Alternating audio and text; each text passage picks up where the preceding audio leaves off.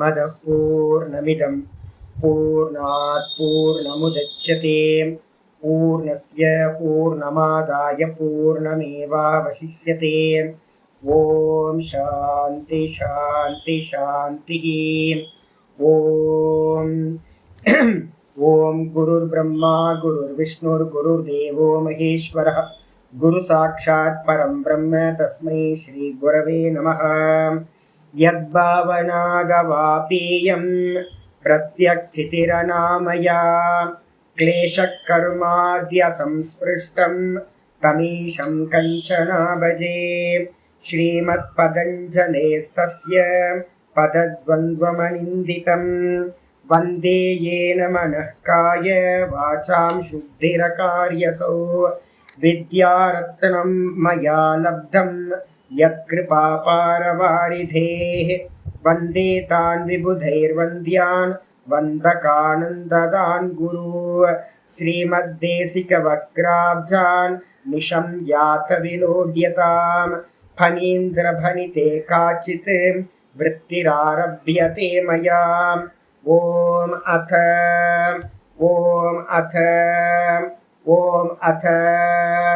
अथ யோகானுசாசனம். நம்ம பார்த்துக்கிட்டு இருக்கிறது யோக சூத்திரத்துல 3வது பாதம் விபூதி பாதம். சதாசிவ பிரம்மேந்திரர் எழுதின சுதாகரம் பார்த்துட்டு இருக்கோம். யோக சுதாகர விருத்தி பார்த்துட்டு இருக்கோம். நேற்று நம்ம பார்த்தது பார்த்தீங்கன்னா 37வது சூத்திரம் ஆரம்பிச்சிருக்கோம். 37வது சூத்திரம் எங்க வந்திருக்கு அப்படின்னு கேட்டீங்கன்னா, எப்போ வந்திருக்கு அப்படின்னு கேட்டீங்கன்னா, பரம்பிரசங்கியானம் முடிஞ்சு அந்நியதாக்கியாத்தியும் பண்ணி ஆத்மாவோட சாட்சா்காரமும் நடந்து முடிஞ்சாச்சு. நடந்து முடிஞ்சதுக்கு பிறகு பார்த்தீங்கன்னா ஆரம்பிக்குது இந்த சூத்திரம். தே சமாதவ் உபசர்காக வித்தானே சித்தயா அப்படின்னு. அந்த போன சூத்திரம் என்ன பண்ணிச்சு அப்படின்னா, 36வது சூத்திரம் பார்த்தீங்கன்னா எல்லா இதையும் சித்திகள் எல்லாத்தையும் சொல்லிடுச்சு. பிராத்திப சித்தி, பிராத்திபம்னு சொல்லக்கூடிய சித்தி. அதுக்கப்புறம் பார்த்தீங்கன்னா ஸ்ராவண, வேதன, ஆதர்ஷ, ஆஸ்வாத, வார்த்தா அப்படின்னு பஞ்ச இந்திரியங்களுக்கும் பார்த்தீங்கன்னா என்ன பண்ணிடுச்சு, எந்த ஒரு நிமித்தமும் இல்லாமல் சர்வத்தையும் அறியக்கூடிய சாமர்த்தியம் ஒருத்தருக்கு உண்டாகுதுன்னு சொல்லியாச்சு. சொன்னதுக்கு பிறகு பார்த்தீங்கன்னா என்னன்னு கேட்டீங்கன்னா, ஆச்சாரியார் பார்த்தீங்கன்னா ஒரு பாஷ்யம் அவதாரிக்கால சதாசிவ பிரம்மேந்திரர் எழுதியிருக்காரு.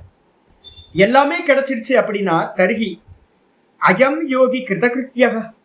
அப்ப இந்த யோகி பார்த்தீங்கன்னா கிருதகிருத்தியனா ஆயிடுறானே அப்படின்னு கேட்டீங்க அப்படின்னா, ஒருவேளை கேள்வி வரும், இவன் எல்லாமே கிருதகிருத்தியன் ஆயிட்டானா அப்படின்னா எங்க வந்திருக்குது, எங்க அப்படின்னு கேட்டீங்கன்னா அந்நியதாக்கியாத்தியில வரைக்கும் சித்தி. அந்நியதாக்கியாத்திலிருந்து நிர்விகல்பம் போயிட்டீங்கன்னா சித்திலாம் இல்லை, அங்க துவைத்தமே இல்லை. அப்ப அந்நியதாக்கியாத்திக்கு முந்தின வரைக்கும் ஒருத்தனுக்கு பார்த்தீங்கன்னா எல்லா சித்திகளும் கிடைச்சிடும். 96-97% சத்துவகுணம் போகும்போது பிராதிபம் கிடைச்சிடும். அதுக்கப்புறம் 98% பரம்பிரசங்கியானத்தை அடைஞ்ச போது ஒருத்தன் யோகி அந்நியதாக்கியாத்தி பண்ணிட்டு திரும்ப கீழே இறங்கும் போது வித்தான அவஸ்தையில அவனுக்கு பார்த்தீங்க அப்படின்னா திவ்யமான ஸ்ரோத்திரம், திவ்யமான கண்கள், திவ்யமான காது, திவ்யமான மூக்கு எல்லாம் கிடைச்சிடும். அவன் எதை நினைச்சாலும் இருந்த இடத்துல இருந்து எல்லாத்தையும் அறிகிற சக்தி சாமர்த்தியம் அவனுக்கு வந்துடும். அப்போ யாராவது பார்த்தீங்கன்னா என்ன பண்ணலாம், அப்போ பரம்பிரசங்கியானத்திலேயே முடிஞ்சு போச்சு அப்படின்னு யாராவது தப்பா எடுத்துக்க கூடாது. அங்கேயே கிருதகிருத்தியத்தை அடைஞ்சாச்சு அப்படின்னு எடுத்துக்க கூடாது. அதனால்தான் மந்திரம் சொல்லுது என்னன்னு கேட்டீங்கன்னா, எத்தனை துவைத்தமிவ பவதி தத்திர பயம் பவதி. எங்க எது வரைக்கும் துவைத்தம் இருக்குமோ அது வரைக்கும் என்ன சம்சாரம் முடியல அப்படின்னு அர்த்தம் எடுத்துக்கணும். அப்போ பார்த்தீங்கன்னா இந்த பரம்பிரசங்கியானத்திலையும் சமாதியில போனதுக்கு பிறகு கூட 2 இருக்கு. நான் இருக்க எனக்கு அந்நியமா இந்த சித்தம்னு ஒண்ணு இருக்கு. அங்கிருந்து நம்ம கீழே இறங்கணும்னு தான் பார்த்தீங்கன்னா சர்வ ஞானங்களும் நமக்கு பார்த்தீங்கன்னா உண்டாகுது. அப்போ பார்த்தீங்கன்னா யாராவது நினைச்சுக்கலாம், கிருதகிருத்தியன் ஆயிட்டேன், நான் அடைய வேண்டியதெல்லாம் அடைஞ்சிட்டேன் அப்படின்னு நினைச்சா அங்கேயும் ஒரு மோகம் சம்பவிக்கும். அதனால பார்த்தீங்கன்னா இல்ல, கிம் தஸ்ய காரியம் அஸ்தி இதி ஆசங்கமானம் பிரத்யாக. அப்போ பார்த்தீங்கன்னா பரம்பிரசங்கியானத்தை அடைஞ்சது பிறகு எல்லா ஞானங்களும் அவனுக்கு உண்டாகும். 98% சத்துவகுணம். அப்ப என்ன அப்படின்னு கேட்டீங்கன்னா, இருக்கிறதுல ஈஸ்வரனுக்கு என்ன தெரியுங்களா உங்களுக்கு, ஈஸ்வரனுக்கு ஈக்குவலானது சத்துவகுணம் வந்து பார்த்தீங்கன்னா அந்த அளவுக்கு இருக்கும். அப்ப ஈக்குவலா ஈஸ்வரனுக்கு ஈக்குவலா இவனுக்கு வந்து ஒரு சக்தி சாமர்த்தியம் இருக்கு அப்படின்னா அதுக்கு மேல என்ன வேணும் அப்படின்னா இன்னும் ஏதாவது பண்ண வேண்டி இருக்கா அவனுக்கு அப்படின்னு கேட்டா ஆமாப்பா பண்ண வேண்டி இருக்கு. ஏன் அப்படின்னு கேட்டீங்கன்னா ஆச்சாரியர் சொல்றாரு, தே சமாதோ உபசர்காக பரம்பிரசங்கியானம் வரைக்கும் 70% சத்துவகுணமா இருக்கிற சவித்தர்க்கத்திலிருந்து ஆரம்பிச்சு 98% சத்துவகுணம் வர வரைக்கும் இருக்கக்கூடிய பரம்பிரசங்கியானம் வரைக்கும் உங்களுக்கு என்னெல்லாம் சித்திகளை இது வரைக்கும் நம்ம சொன்னோமோ அந்த சித்திகள்லாம் தே என்ன அப்படின்னு கேட்டீங்கன்னா வித்தானே சித்தையா. சமாதியிலிருந்து விவகாரத்துக்கு இந்த சரீரத்துக்கு இறங்கின போது வித்தான அவஸ்தான்னு பேரு. வித்தான அவஸ்தையில அவர்களுக்கு அந்த அவைகள் எல்லாமே சித்திகளா வெளிப்படுகின்றன. அதே நேரத்தில் அதை யூட்டிலைஸ் பண்ண ஆரம்பிச்சோம் அப்படின்னா அவை வந்து பாத்தீங்கன்னா யாருக்கு என்ன ஆயிடும், சமாதியில அடுத்தடுத்த லெவலை நீங்க பிராப்தி பண்றதுக்கு அது தடை கற்களாக ஆகிவிடும். சவித்தர்க்கத்துல வர சித்தியை யூஸ் பண்ணீங்கன்னா நிர்வித்தர்க்கம் போக முடியாது. நிர்வித்தர்க்கத்தை இருக்கக்கூடிய சித்தியை யூஸ் பண்ணீங்கன்னா சவிச்சாரம் போக முடியாது. சவிச்சாரத்தில் இருக்கிற இதை வந்து சித்தியை யூஸ் பண்ணீங்கன்னா நிர்விச்சாரம் போக முடியாது. நிர்விச்சாரத்துல கிடைக்கிற சித்தியை எடுத்துட்டீங்க அப்படின்னா ஆனந்தத்துக்கு போக முடியாது. ஆனந்தத்துல இருக்கிற சித்தி எடுத்துட்டீங்கன்னா சாஸ்மிதா போக முடியாது. சாஸ்மிதாக்கு தாண்டி வந்து பாத்தீங்கன்னா நீங்க சித்தியை யூஸ் பண்ணீங்கன்னா பிராதிபம் கிடைக்காது. பிராதிப சித்தியை யூஸ் பண்ண ஆரம்பிச்சிங்க அப்படின்னா பரம்பிரசங்கியானத்துக்கு போக முடியாது. பரம்பிரசங்கியானத்துல இருக்க போன சூத்திரத்தை சொல்ற மாதிரி சர்வஜானங்களும் ஒருத்தருக்கு உண்டாச்சு அப்படின்னா ஆப்ஜெக்ட், அப்போ வந்து பாத்தீங்கன்னா அவன் என்ன பண்ண முடியாது, நிர்விகல்பத்தை அடைய முடியாது. அப்போ உங்களுக்கு கேட் பாஸே வந்து பாத்தீங்கன்னா உன்னை யூஸ் பண்ணாம இருந்தாதான் அடுத்ததுக்கு போக முடியும். அப்போ வித்தான அவஸ்தையில சமாதியிலிருந்து கீழே இறங்கும் போது நிறைய கிஃப்டோட தான் வருவோம். சமாதி நிறைய கிஃப்டை கொடுக்கும், வரங்களை கொடுக்கும். ஆனா வந்து பாத்தீங்கன்னா அந்த வரங்களை ஸ்வீகாரம் பண்ணக்கூடாது. எப்படி நச்சிகேதஸ் வந்து பாத்தீங்கன்னா அவன் கிளியரா சொல்றான், உனக்கு எல்லாம் கிடைக்கும், இந்த மொத்த ஜெகத்துக்கே சக்கரவர்த்தியா நீ இருக்கலாம், இச்சா மிருத்தி, உனக்கு வந்து வாழ்நாள் எவ்வளவு வேணுமோ அவ்வளவு தூரம் வாழ்ந்துக்கும், உன்னோட பாடி வந்து பாத்தீங்கன்னா எப்பவுமே எங்காவே இருக்கும், எவ்வளவு அவஸ்தையிலேயே இருப்ப, இந்த உலகமே நீ சொல்றத கேட்கும், எல்லா போகங்களையும் நீ அனுபவிச்சுக்கலாம், எவ்வளவு நாள் வேணா வாழ்ந்துக்கலாம் அப்படின்னு. இந்த சின்ன பையன் வந்து ஒரே ஒரு வார்த்தை சொல்லுவோம், எப்ப இருந்தாலும் உன்கிட்ட வந்தாகும். எவ்வளோ தூரம் வாழ்ந்தாலும் கடைசியில வந்து பாத்தீங்கன்னா மரணத்தோட பிடின்றது வந்து பாத்தீங்கன்னா இல்லாம போறது இல்லை. உன் வசத்துக்கு தானே வந்தாகணும். நான் 1000 கோடி வருஷங்கள் வாழ்ந்துக்கிறேன், ஆனாலும் கடைசியில மரணம் சம்பவிச்சுதேன்னு ஆகும். இதெல்லாம் வந்து பாத்தீங்கன்னா எனக்கு மோட்சத்தை கொடுத்துருமா, இதெல்லாத்தையும் போகம் பண்ணி அப்படின்னு வந்து பாத்தீங்கன்னா நச்சிகேதஸ்ட என்ன வைராக்கியம் இருந்துச்சோ அந்த வைராக்கியம் வந்து பாத்தீங்கன்னா திருடமா இருக்கணும். அது யம தர்மராஜா சொல்றார், ஒன்ன மாதிரி சிஷியர்கள் எனக்கு நிறைய வரட்டும்பா அப்படின்ற. இவ்வளவு வைராக்கியத்தோட இருக்கிறவன் வந்து பாத்தீங்க அப்படின்னா இந்த உலகமே வேணாம், எனக்கு ஆத்மாவை பத்தின ஞானம் தான் வேணும்னு ஒருத்தன் சொல்றான் அப்படின்னா அதான் வாஸ்தவத்தில் வைராக்கியம். அப்ப இதுல எதுலையுமே யூஸ் பண்ணக்கூடாது. யூஸ் பண்ணாம இருந்தோம் அப்படின்னா வந்து பாத்தீங்கன்னா மோட்சம் வரைக்கும் நம்மளால டிராவல் பண்ண முடியும்.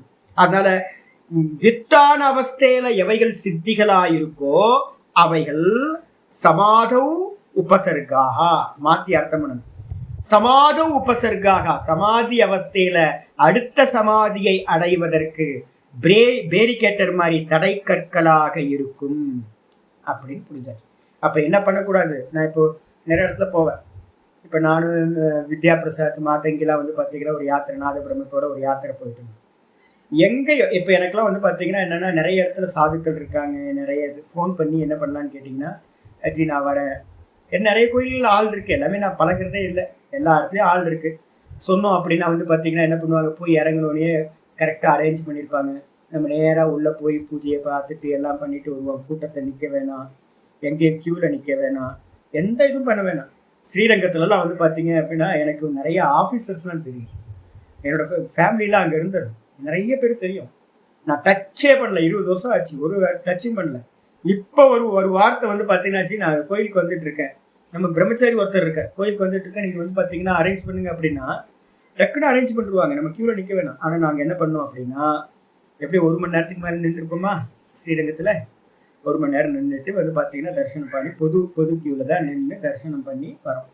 எந்த இடத்துலையும் எங்கள் ஆச்சாரியார் சொல்லுவார் என்னன்னு கேட்டிங்கன்னா, எங்கள் ஆச்சாரியார் என்ன பண்ணுவார் தெரியுங்களா, ரிஷிகேஷ்லேயே 2 ஆச்சாரியார் தான். ஒன்று கைலாசாசனம் மடாதிபதியா இருக்கிற இப்ப மடாதிபதியா இருக்கிற திவ்யானந்தான்னு பேர். அவரும் வந்து பார்த்தீங்கன்னா 32 நம்பர் குட்டியான்னு வந்து பார்த்தீங்க அப்படின்னா ஒரு குட்டியால அவரும் பாடம் எடுத்துட்டு இருந்தார் என்ன மாதிரி. எங்க ஆச்சாரியாரும் வந்து பார்த்தீங்கன்னா பாடம் எடுத்துட்டு இருந்தார் வெளியில. இந்த 2 ஆச்சாரியர்கள் தான் ரிஷிகேஷ்லயே பிரஸ்தானத்திலையும் படிச்சு கொடுக்குற ஆச்சாரியர்கள். ஆனா வந்து பார்த்தீங்கன்னா எங்க ஆச்சாரியார் என்ன பண்ணுவார் அப்படின்னா தன்னோட சுகர் டேப்லெட் வாங்குறதுக்கு மெடிசின் வாங்குறதுக்கு சிவானந்த ஆசிரமத்துல கியூல போய் தானே நின்று அனத்தியனத்துல தான் போய் வாங்கிட்டு வருவார். சாதாரணமா வந்து பாத்தீங்க அப்படின்னா மனுஷங்க இருப்பாங்க. நான் கேட்பேன், ஏன் சுவாமி எத்தனை சிஷ்யர்கள் இருக்கமே, நீங்க போய் வந்து பாத்தீங்கன்னா எதுக்கு போய் நிக்கணும், என்கிட்ட சொல்லுங்க, நான் போய் வாங்கிக்கிறேன், ஏன் மாத்திரை எனக்கு வாங்கிக்க தெரியும் போ அப்படின்னு. என்ன காரணம் அப்படின்னு கேட்டீங்கன்னா இன்ஃப்ளூயன்ஸை வந்து பாத்தீங்கன்னா எந்த இடத்துலையும் தன்னோட இன்ஃப்ளூயன்ஸை வந்து பாத்தீங்கன்னா நான் பெரிய ஆச்சாரியாராகும் மண்ணாங்கட்டி புண்ணாக்கு அப்படின்னு எங்கேயும் எதையுமே யூஸ் பண்ணக்கூடாது. சாமானியமா ஆமா ஆத்மியா இருந்துக்கணும். எதுலையும் இல்லை, எனக்கு வந்து எந்த ஒரு இதுவும் இல்லை அப்படின்னு சமமா இருந்துக்கிட்டோம் அப்படின்னா ஒரு சித்தி வருதுன்னு வச்சுங்க. அப்போ நீங்க என்ன பண்ணுவீங்க? யூஸ் பண்ண மாட்டீங்க. பதவியை யூஸ் பண்ணக்கூடாது, பணத்தை யூஸ் பண்ணக்கூடாது, நம்மளோட இன்ஃப்ளூயன்ஸை யூஸ் பண்ணக்கூடாது, ஃப்ரெண்ட் சர்க்கிளை யூஸ் பண்ணக்கூடாது, எங்கேயும் யூஸ் பண்ண மாட்டோம். இப்போ என்னோட சிஷ்யர் இருந்தார், என்ன பண்ணாரு அப்படின்னு கேட்டீங்கன்னா நல்ல என்ன பண்ணாரு, அவர் ரொம்ப சொகுசா இருக்கிறார்.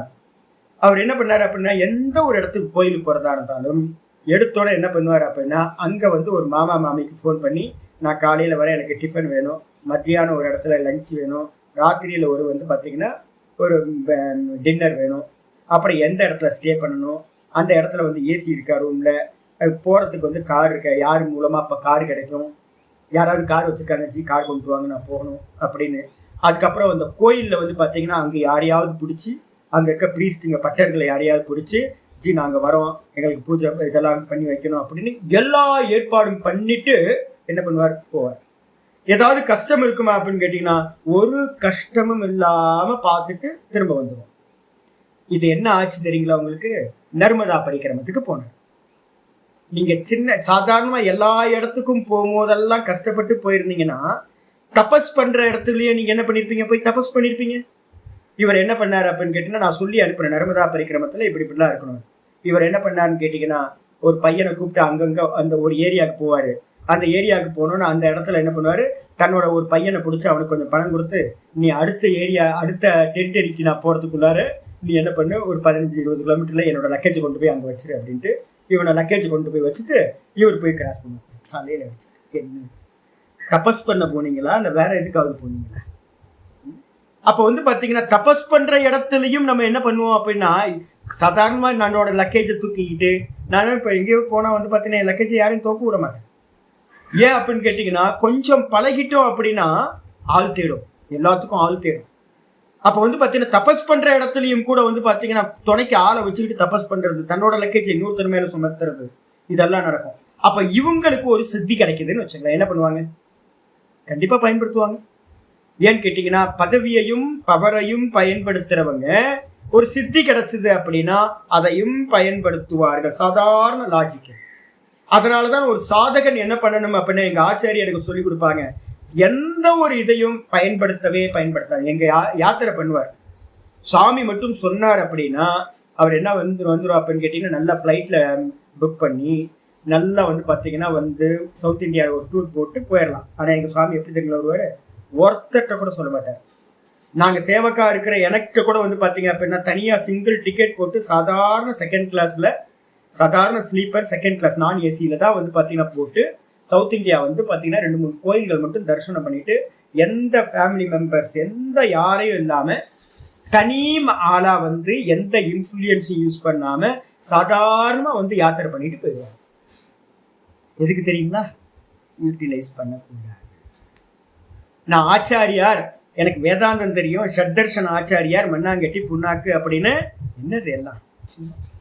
இந்த மனநிலைக்கு நம்ம வந்து பார்த்தீங்கன்னா ஆரம்பத்துல இருந்தே ப்ரிப்பேர் ஆயிருந்தோம் அப்படின்னா நமக்கு ஏதாவது சாதனை பண்ணும்போது ஒரு சக்தி சாமர்த்தியம் வருது அப்படின்னா அதை தூக்கி என்ன பண்ணுவோம், ஓரமாக தூக்கி போட்டு நம்ம பாட்டுக்கு யாத்திரை பண்ணிக்கிட்டே போக முடியும் யாத்திரை.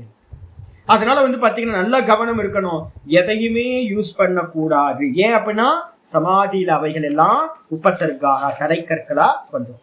விருத்திக்காரர் என்ன சொல்றாருன்னு பார்ப்போம். சதாசிவ பிரம்மேந்திரன் தே பிராதிபாதயா தே பிராதிபாதயகன்னு அர்த்தம் 97-98% வந்த பிறகு நடக்கிற பிராதிப சித்தி. இன்ஸ்ட்ருமெண்ட் எதுவுமே இல்லாம எதை வேணாலும் அடையக்கூடிய சித்தி. அந்த சித்தி வந்து பாத்தீங்கன்னா சமாதௌ உபசர்க பலே உபசர்கா. சமாதௌ அபவர்க பலே. சமாதியில, சமாதினா எந்த சமாதி? அபவர்க பலே. அபவர்க்கம்னா என்ன அர்த்தம் அப்படின்னு கேட்டீங்கன்னா, அபவர்க்கம்ன்றதுக்கு அர்த்தம் என்ன சொல்லியிருக்க? அபவர்க்கம்னா மோக்ஷம். அபவர்க்கம் இஸ் ஈக்குவல் டு மோக்ஷம். மோக்ஷ பலன் இல்ல, சமாதௌ அபவர்க பலே. யாராவது கேட்கலாம், புரிஞ்சா போதும் வேதாந்தம் இருக்கே சாமி அப்படின்னு. இல்லை, அபவர்க்கம்ன்றது மோக்ஷம். மோக்ஷம்ன்றது என்ன அப்படின்னு கேட்டீங்கன்னா சமாதௌ. இது வந்து பாத்தீங்கன்னா அப்படியே வந்து பாத்தீங்கன்னா முக்திகோபனிஷத்துல 2வது சாப்டர்ல வந்து பாத்தீங்கன்னா ஆச்சாரியார் சொல்றார், சர்வ வாசனாக்ஷயாத் நிர்விகல்ப சமாதி. இந்த நிர்விகல்ப சமாதியினால என்ன அப்படின்னா கைவல்யம். இதான் கிளியரா வந்து ராமர் சொல்றார். பரமார்த்தானந்தா சொல்லல, தயானந்தா சொல்லல. யார் சொல்றா? ராமர். யாருக்கு சொன்னது? ஹனுமனுக்கு வந்து பாத்தீங்கன்னா சொல்றார், சர்வ வாசனாக்ஷயா கல்லாபா. சர்வ வாசனாக்ஷயம் நடக்கும் போது நிர்விகல்ப சமாதி. நிர்விகல்ப சமாதி தான் வந்து பாத்தீங்கன்னா என்னது? கைவல்யம், மோக்ஷம் அப்படின்னு பேர். ராமர் ஹனுமனுக்கு சொன்னாரு. அதை வந்து பாத்தீங்கன்னா இங்க சதாசிவ பிரம்மேந்திரர் குப்பனோ சுப்பனோ இல்ல, சாஸ்திரம் தெரியாத யாரோ இருந்து எழுதல. சதாசிவ பிரம்மேந்திரர் மாதிரி ஒரு அனுபூதிமான் இந்த உலகத்துல இல்ல, பேசல. அவங்கெல்லாம் அனுபூதியா வாழ்ந்தாங்க. அவர் கிளியரா எழுதுறார், சமாதௌ அபவர்க பலே. சமாதியும் நிர்விகல்ப சமாதியும் மோக்ஷமும் ரெண்டும் ஒண்ணு. அப்ப அந்த சமாதியில எது சமாதின்னு என்ன அர்த்தம்? சமாதவுன்னு சப்தமி. அந்த சமாதியை தான் அபவர்க பலே சமாதவ் அப்படின்னு போட்டுக்கணும். அபவர்க்கம்னு சொல்லக்கூடிய மோக்ஷ பலனா இருக்கக்கூடிய சமாதியில் உபசர்காகா, இந்த சித்திகள் எல்லாம் வந்து பாத்தீங்கன்னா உபசர்காகா என்ன அர்த்தம்? விக்னா பவந்தி, விக்னங்களாகும். நீங்க மோட்சத்தை அடைய முடியாது. அது மட்டும் இல்ல, அதோ ஆகையினால் மோக்ஷம் ஆகாங்ஷதா, யாரெல்லாம் மோக்ஷம் வந்து பாத்தீங்கன்னா அடையணும்னு ஆசைப்படுகின்றார்களோ, மோக்ஷம் ஆகாங்ஷதாக, அவங்க வந்து பாத்தீங்கன்னா மோட்சத்தை ஆசைப்படுகின்றவர்கள் எல்லாம், எதிர்பார்ப்பு யார் யாருக்கெல்லாம் மோட்ச எதிர்பார்ப்பு இருக்கோ அவங்களுக்கெல்லாம் தே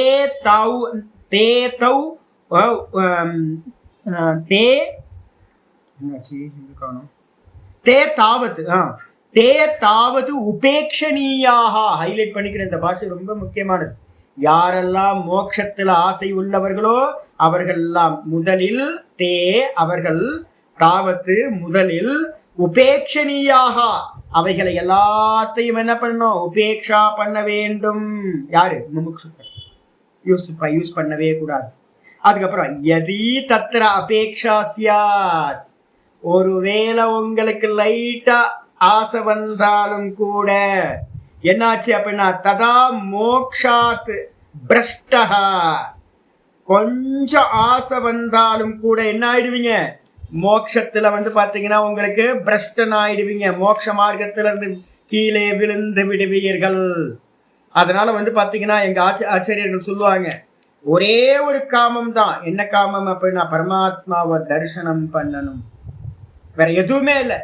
என்ன அப்படின்னா ஆத்மாவாரே திரஷ்டவ்யக, ஆத்மாவை மட்டும்தான் பார்க்கணும். ஆத்மாவை பார்க்கறதுக்கு அந்நியமா வந்து பாத்தீங்கன்னா ஒரு முமுட்சுக்கு வந்து பாத்தீங்கன்னா வேற எந்த சங்கல்பம் இருக்கக்கூடாது. ஒரு ஆசிரமம் கட்டலாம், நிறைய இந்த இந்து மதத்தை எல்லாத்தையும் தூக்கி நிப்பாட்டிடலாம். அப்படிலாம் வந்து பாத்தீங்கன்னா ஆசிரமம் பெருசா கட்டலாம், போறதுக்கு வரத்துக்குலாம் நல்ல ஒரு BMW காரு, அது நிறைய சிஷ்யர்கள் கூட்டமா சிஷ்யர்கள் மண்ணாங்கட்டி புண்ணாக்கு எல்லாம் வந்து சொப்பன மாதிரி தான். எவனாவது இதெல்லாம் சொப்பனம்னு வேதாந்தம் படிச்சுக்கிட்டு எதையாவது பண்ணணும்னு ஆரம்பிப்பானா? அதெல்லாம் அஜ்ஞானிகள் தான் வந்து பாத்தீங்கன்னா இதை எல்லாத்தையும் செய்ய ஆரம்பிப்பார்கள். அப்போ ஒரு யாத்திரை பண்ண ஸ்டார்ட் பண்ற ஒரு முமுட்சுக்கு என்ன இருக்கணும் அப்படின்னு கேட்டீங்கன்னா வேற எந்த காமமும் இருக்கக்கூடாது. ஒரே ஒரு காமம் என்ன இருக்கணும்? ஆத்ம காமஹா. இந்த முமுட்சுக்கு என்ன பேர் தெரியுங்களா? பிருகதாரண்யத்துல வச்சிருக்கு. முமுட்சுக்கு வந்து பாத்தீங்கன்னா பேர் வச்சிருக்கு ஆத்ம காமக அப்படின்னு பேர் வச்சிருக்கு. என்ன அப்படின்னு கேட்டிங்கன்னா, ஆச்சாரியார் வந்து பார்த்தீங்கன்னா பிருகதாரண்யத்தில் ஒரு முக்கியமான மந்திரம் இருக்கு. ஒரு சாதாரணமாக வந்து பார்த்தீங்கன்னா ஒரு ஒரு லாஜிக் வந்து பார்த்தீங்கன்னா பிருகதாரண்யத்தில் 4, 4, 5, 6 2 மந்திரம் 3 மந்திரம் நம்ம படிக்க போகிறோம். பிருகதாரண்யத்தில் 4, 4 4வது அத்தியாயம் 4வது வந்து பார்த்தீங்கன்னா பிராமணம் 4, 4 5, 6, 7 3 மந்திரத்தை வந்து பார்த்தீங்கன்னா 5, 6, 7 3 மந்திரம் வந்து பார்த்தீங்கன்னா நம்ம பார்க்க போகிறோம். ஒரு சாதாரணமான ஒரு லாஜிக் சொல்றாரு. யதாகாரி யதாச்சாரி, எதை பண்றானோ அவன் அந்த அந்த ஆச்சரணத்தை உடையவனா ஆகின்றான். ததா பவதி யதாகாரி ததாச்சாரி பவதி. ஒரு காரியத்தை நம்ம பண்ண ஆரம்பிக்கிறோம் அப்படின்னா அந்த விதமான அனுஷ்டானத்தை உடையவனா நடத்தை உடையவனா ஆயிடும். இப்போ டெய்லி 3 கிளாஸ் கேட்டுக்கிட்டே இருக்கிறோம் அப்படின்னா நம்ம இதை பண்ணுறோம். கொஞ்ச நாள் கழிச்சு என்ன ஆகிடும்னு கேட்டிங்கன்னா நமக்கு அனுஷ்டானமே என்ன ஆகிடும்னு கேட்டிங்கன்னா கிளாஸ் இல்லைன்னா கூட என்ன பண்ணுவீங்க, டெய்லி வந்து பார்த்தீங்கன்னா இந்த பாடம் படிக்கிற இதே ஹேபிட்டே வந்து பார்த்தீங்கன்னா ஒருத்தர்கிட்ட வந்துடும் உங்களுக்கு. அப்போது ஒருத்தர் எதை பண்ணிக்கிட்டே இருக்காரோ அது மயமாக அவர் ஆயிடுறார். இதான் வந்து பார்த்தீங்கன்னா யதாகாரி யதாச்சாரி ததாபவதி, அது மாதிரியே ஆயிடுறான். அப்போ மந்திரம் சொல்லுது சாதுகாரி சாதுர் பவதி, சாதுகாரி சாதுர் பவதி. நல்லதை பண்றவன் பண்ணிக்கிட்டு நல்லதை தொடர்ந்து பண்ணிக்கிட்டே இருக்கிறான் அப்படின்னா அவன் என்ன ஆகிறான், நல்லவன் ஆயிடுறான். சாதுர் பவதி. பாப்பகாரி பாப்போ பவதி, பாப்பத்தை செய்யறவன் என்ன ஆகிறான், பாப்பியாவே ஆயிடுறான். அதுக்கப்புறம் வந்து பார்த்தீங்கன்னா புண்ணிய புண்ணியேன கருமனா பவதி, புண்ணிய கருமத்தினால் புண்ணிய ஜென்மங்கள் உண்டாகின்றன. புண்ணிய கர்மத்தை அதிகமாக பண்ண பண்ண புண்ணிய ஜென்மங்கள் உண்டாகின்றன. பாப்ப பாப்பேன பவதி, பாப்ப கர்மங்களால் வந்து பார்த்தீங்கன்னா ஒருத்தன் நிறைய பாப்ப கர்மத்தை பண்றானா பாப்பியாக ஆகின்றான். அதோ கலு ஆகுஹு, ஆகையினால் வந்து பார்த்தீங்கன்னா மந்திரம் வந்து பார்த்தீங்கன்னா ஒரு கன்க்ளூஷனுக்கு வருது. காமமய ஏவ அயம் புருஷ, இது ரொம்ப முக்கியமானது. கீதால 17th சாப்டர்ல என்ன சொல்லுதுன்னா ஸ்ரத்தாமயோயம் புருஷக அப்படின்னு ஒரு இது வச்சிருக்கு. அதே மாதிரி பிருகதாரண்யம் சொல்லுது என்னன்னு கேட்டீங்கன்னா காமமயோயம் புருஷக. இந்த மனுஷன் இருக்கானே ஒரே காமமயம், எப்ப பார்த்தாலும் இது வேணும் அது வேணும் இது வேணும் அது வேணும் இது வேணும், ஒரே காமம். இந்த மனசு ஃபுல்லா காமம் இருக்கு, ஏதோ ஒரு காமம். எனக்கு ஒருத்தர் ஃபோன் பண்ணாரு, எனக்கு நான் எதுவும் கேட்டுக்க மாட்டேன் சாமி, என் பிள்ளைங்களுக்கு எதுவும் என் பேர குழந்தைங்களுக்கு தான் கேட்பேன். அப்ப என்ன அது என்ன காமம் இல்லையா? எனக்கு எதுவும் கேட்டுக்க மாட்டேன், எனக்கு எதுவும் வேணாம். அப்போ வந்து பார்த்தீங்க அப்படின்னா தன்னோட பிள்ளைக்கும் தன்னோட குழந்தைங்களுக்கு தன்னோட பேர குழந்தைங்களுக்கு கேட்டா, என்னோட மனைவிக்கு கேட்டேன் அப்படின்னா அது காமம் இல்லையா? அப்படின்னா எல்லாம் காமம் தான், எல்லாம் காமம் தான். அப்போ வந்து பார்த்தீங்க அப்படின்னா எல்லாம் காமமயோயம் புருஷக, இந்த மனுஷன் காமமயமாகின்றான். ச யதா காமோ பவதி, அவன் எந்த விதமாக காமத்தை உடையவனா இருக்கானோ தத்கிரதுர் பவதி, அவன் அந்த காமத்துக்கு ஏற்ற மாதிரி சங்கல்பம் செய்கின்றான். எனக்கு வந்து பார்த்தீங்கன்னா ஒரு ஆசிரமம் கட்டணும்னு ஒரு காமம் இருந்துச்சுன்னா ஆசிரமம் கட்டணும்னு ஒரு மனசுக்குள்ளார ஒரு சங்கல்பம் உண்டாகும். யத்கிரதுர் பவதி தத் கர்ம குருதே, எந்த சங்கல்பம் உண்டாகுதோ அதுக்கான அந்த காரியத்தை எக்ஸிக்யூட் பண்றதுக்காக அவன் கர்மத்தை செய்கின்றான். அப்ப என்ன அர்த்தம், காமம், காமத்திலிருந்து சங்கல்பம், சங்கல்பத்திலிருந்து வந்து பார்த்தீங்கன்னா ஒரு கர்மம் நடக்குது. யத்கிரதுர் பவதி தத் கர்ம குருதே, எத்து கர்ம குருத்தே தது அபிசம்பத்யதே, எந்த கர்மத்தை பண்றானோ அந்த கர்மத்தினால அவன் ஆசைப்பட்டதோட என்ன பண்றான், அடைகின்றான், ஆசைப்பட்டதை அடைகின்றான். அப்ப வந்து பாத்தீங்க அப்படின்னா அதனால முக்கியமா சொல்லுது வந்து பாத்தீங்கன்னா இதே வந்து பாத்தீங்க அப்படின்னா முமுக்ஷுவா இருக்கிறவன் என்ன பண்றான் தெரியுங்களா, இந்த உலகத்துல இருக்கிறவங்க எல்லாரும் காமத்தோட இருந்து சங்கல்பம் ஆத்மா கண்ணியமா இருந்தாவே சம்சாரி, ஆத்மா கண்ணியமா. அப்போ நம்மெல்லாம் என்ன சங்கல்பம் பண்ணணும் அப்படின்னா ஆத்ம காமம் மட்டும்தான் வைக்கணும். அதுக்கு ஏற்ற மாதிரி தான் டிராவல் பண்ணணும். அதுக்கேற்ற மாதிரி ஆத்மாவை அடையணும்னா என்ன பண்ணணும், ஆத்மாவாரே திரஷ்டவ்யா, ஆத்மாதான் பார்க்க யோக்கியமானது.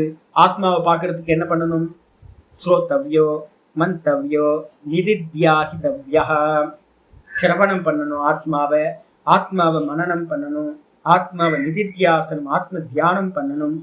அதனால வந்து பார்த்தீங்கன்னா ஆத்மா அடையப்பட்டதாகும். தர்ஷனேன சிரவணேன மனநேன ஆத்மா திரஷ்டவ்யா, ஆத்மா வந்து பார்த்தீங்கன்னா அறியப்பட்டதா ஆகும்.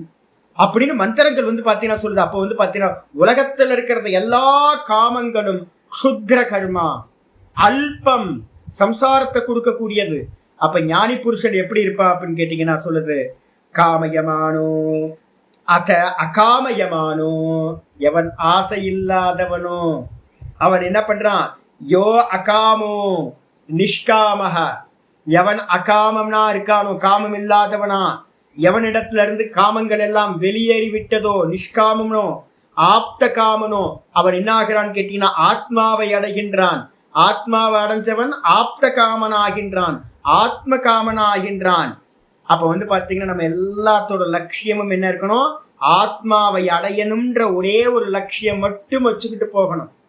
அப்படி போனோம் அப்படின்னா என்ன ஆகும், என்ன ஆகும்னா ஆத்மாவை அடைஞ்சோம் அப்படின்னா தஸ்ய பிராணான உத்கிராமந்தி பிரம்மைவ சன் பிரம்ம அப்யேதி.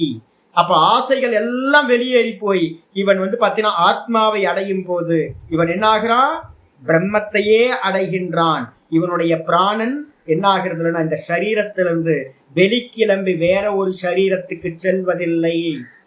அப்ப என்ன ஆகுது அப்படின்னு கேட்டீங்கன்னா ஹிருதயத்திலேயே பிரம்மத்தை இவன் அடைந்துறான். தான்லயே எஸ்டாப்ளிஷ் ஆகி அகண்டமா இருக்கிற பிரம்மத்தையே இவன் அடைகின்றான். அடைஞ்சதுக்கு பிறகு இவனுடைய பிராணன் என்ன ஆகுது அப்படின்னா இந்த சரீரத்திலிருந்து வெளிக்கிளம்புவதில்லை.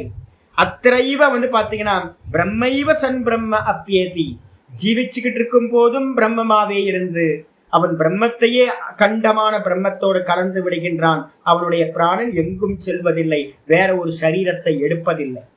அதனால வந்து பாத்தீங்கன்னா யதா சர்வே பிரமுச்சந்தே காமாஹா, எப்பொழுது வந்து பாத்தீங்கன்னா இந்த ஹிருதயத்தில் இருக்கக்கூடிய ஏ அஸ்ய ஹிருதீஸ்ரிதாக, இந்த ஹிருதயத்தில் இருக்கக்கூடிய எல்லா காமங்களும் வந்து பாத்தீங்கன்னா யதா சர்வே காமாக, எல்லா காமங்களும் எப்பொழுது வெளியேறி விடுகின்றனோ, எப்ப வெளியேறும், இப்ப நான் சொல்லிட்டு இருக்கல திருஷ்யம் திருஷ்யம் திருஷ்யம் திருஷ்யம், என் தேகம் திருஷ்யம், இந்திரியம் திருஷ்யம், மனசு திருஷ்யம், எல்லாம் திருஷ்யம்.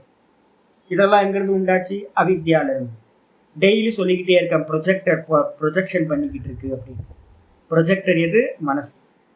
ஃபிலிம் எது, இந்த ஃபிலிம் ரோல்ல இருக்கக்கூடிய வாசனைகள். அப்போ வந்து பாத்தீங்கன்னா இது மொத்தமும் என்னது, மாயா காரியம். அப்ப உண்மையா அப்படின்னு கேட்டீங்கன்னா மொத்த லோக்கமும் வந்து பாத்தீங்கன்னா திருஷ்யம் மித்யா, திருஷ்யம் மித்யா, இவ்வளவுதான், சொப்பன மாதிரி. இந்த சித்தாந்தம் உங்களுக்கு ஒருத்தருக்கு நல்லா உள்ள போச்சு அப்படின்னா தன்னுடைய தேகத்தை குறித்தும் அவன் வந்து பாத்தீங்கன்னா அவன் ஆசை கொள்ள மாட்டான். மற்றவங்களோட சரீரத்தை குறித்து வந்து பாத்தீங்கன்னா இப்படி இருக்கட்டும், என் குழந்தை நல்லா இருக்கட்டும், இப்படி இருக்கட்டும், எல்லாம் சும்மா. அதாவது வந்து பாத்தீங்கன்னா எல்லாம் கண்ணுக்கு தெரியறது. குழந்தை இல்லை, குட்டி இல்லை, ஒன்றும் இல்லை. சினிமாவில் நடக்கிற எல்லாம் வந்து பார்த்தீங்கன்னா பொய் தான். இந்த தேகமும் பொய், மற்ற தேகங்களும் பொய், எல்லா தேகங்களும் பொய். அப்படின்னும் போது ஈஸ்வரனோட தேகமும் பொய். சினிமாக்குள்ள வருது, அது கூட ஜாகிரதத்துல தான் இருக்கு, ஒளி சொப்பனத்துல இல்லை, டீப் ஸ்லீப்ல இல்லை. அப்போ நான் வந்து பார்த்தீங்கன்னா எந்த சுவாமியெல்லாம் நான் வந்து கொண்டாடுறனோ அந்த சுவாமிகள்லாம் கூட வந்து பார்த்தீங்கன்னா உருவங்கள்லாம் இல்லை, சுவாமியே இல்லை. அப்படின்னா சிதம்பரம் நடராஜரும் இல்லை, ஸ்ரீரங்கத்து வந்து பார்த்தீங்கன்னா ரங்கநாதரும் இல்லை. போச்சு, போங்கடா ரெண்டு பேரும் வேலையை பார்த்துட்டு போங்க. இருக்கிறது வந்து பாத்தீங்கன்னா ஒன்னே ஒண்ணுதான், எது, ஆத்மா மட்டும்தான், வெறும் நிர்குண நிராகாரம். அப்படி ஒருத்தனுக்கு ஞானம் உண்டாச்சுன்னா எதையாவது ஆசைப்படுவான்னா, இங்க ஆசைப்படுறதுக்கு ஒண்ணும் இல்லை.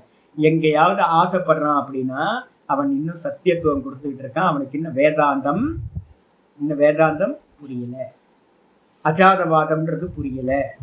எவனாவது வந்து பாத்தீங்கன்னா கம்மல் மூக்குத்தி வேணும்னு நினைக்கிறான் அப்படின்னா ஒரு பார் வந்து பார்த்தீங்கன்னா கோல்டு பார் வந்து பார்த்தீங்கன்னா பெரிய செங்கல் மாதிரி ஒரு பாரை வச்சு கொடுக்குறோம். உனக்கு என்னப்பா வேணும் அப்படின்னு கேட்டால் எனக்கு கோல்டு பார் வேணாம், எனக்கு வந்து பார்த்தீங்கன்னா 2 கிராம் 3 கிராமில் இருக்கிற கம்மல், மூக்குத்தி, ஒட்டியானம், இதெல்லாம் 1/2 பவுனு 1 பவுனு 2 பவுனில் இருக்கிற இந்த ஜுவல்ஸ்லாம் வேணும்னு கேட்டானா நீங்கள் என்ன நினைப்பீங்க? அவனுக்கு அறிவு இருக்கா, அறிவு இல்லையா? அறிவு இல்லைன்னு அர்த்தம்.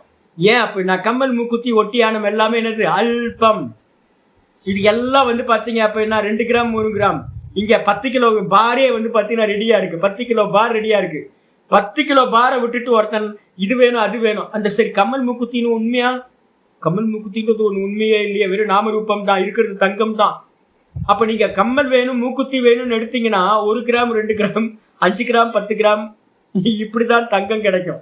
கோல்டு பாரே இருக்குப்பா. அப்படின்னா அப்ப யாரெல்லாம் இந்த உலகத்துல சின்ன சின்ன விஷயங்கள்ல ஆசைப்படுறாங்களோ, எது வரைக்கும்? பிராத்திப முதலிய சித்திகள் வரைக்கும். இந்த உலகத்துல எதெல்லாம் இருக்கோ எல்லாத்தையும் கேட்கிற சக்தி. கைலாயத்துல வைகுண்டத்துல பூத கணங்கள்லாம் என்ன பேசிக்கிட்டு இருக்கோம், பார்வதி சிவனும் என்ன பேசிக்கிட்டு இருப்பாங்க, அவர் பக்கத்துல இருந்துட்டு வந்து பாத்தீங்கன்னா சாமர வீசுற அந்த பூத்த கணம் என்ன பேசிக்கிட்டு இருக்கோம், என்னப்பா எப்படி இருக்கும், இங்க இருந்து நான் வந்து கைலாயத்தோட திருஷ்டி எப்படி இருக்கும், சுவாமிலாம் எப்படி உட்கார்ந்து இருப்பார் சோமாஸ்கந்தரோட, கைலாயத்துல வந்து பாத்தீங்கன்னா எப்படி இருப்பார், வைகுண்டத்துல வந்து சுவாமி எப்படி பள்ளி கொண்டு இருப்பார், இதெல்லாத்தையும் நம்ம பார்த்தாலும் கூட வந்து பாத்தீங்கன்னா இதெல்லாம் எங்க நடக்குது அப்படின்னு கேட்டீங்கன்னா எல்லாமே சம்சாரத்துக்கு உள்ளாரதான் நடக்குது. சினிமா தான், மொத்தமும் சினிமா. அப்ப வந்து பாத்தீங்கன்னா ஒருத்தனுக்கு நல்ல வேதாந்தம் புரியுது அப்படின்னா திரஷ்டா கண்ணியமா இருக்கிறது, திருஷ்யம் எல்லாம் திருஷ்யம் பொய் மித்தியா அப்படின்னு ஒருத்தனுக்கு தெரிஞ்சிருச்சு அப்படின்னா அவனுக்கு ஆசை வருமா வராதா? ஆசை வரவே வராது.